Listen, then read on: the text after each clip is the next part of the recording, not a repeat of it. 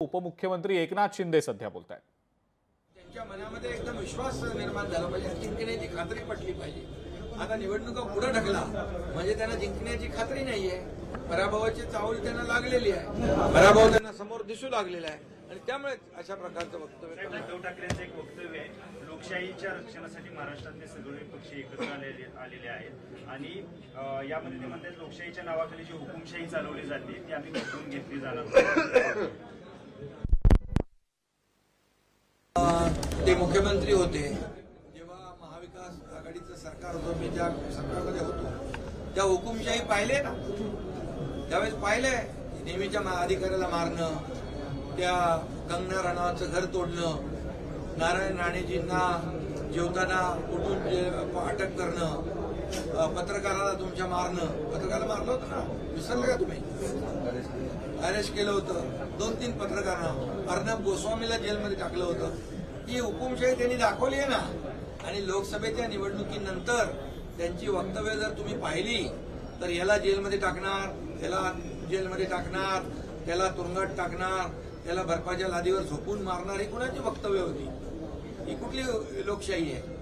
आणि त्यामुळे जे काय बोलतात त्याचा विचारपूर्वक बोललं पाहिजे।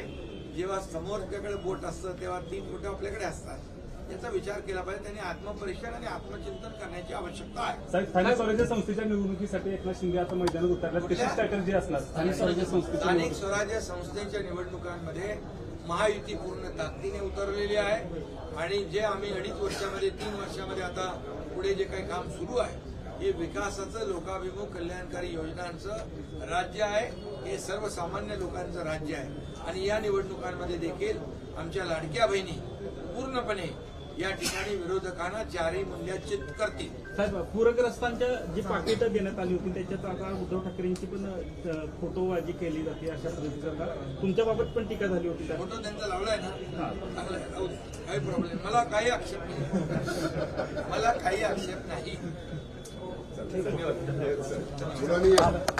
तर उपमुख्यमंत्री एकनाथ शिंदे हे माध्यमांशी बोलत होते साताऱ्यातल्या दरेगावमधनं आणि त्यांनी अनेक महत्त्वाच्या मुद्द्यांवर भाष्य केलेलं आहे। उद्धव ठाकरेंवर खास करून त्यांच्या टीकेचा रोख दिसला।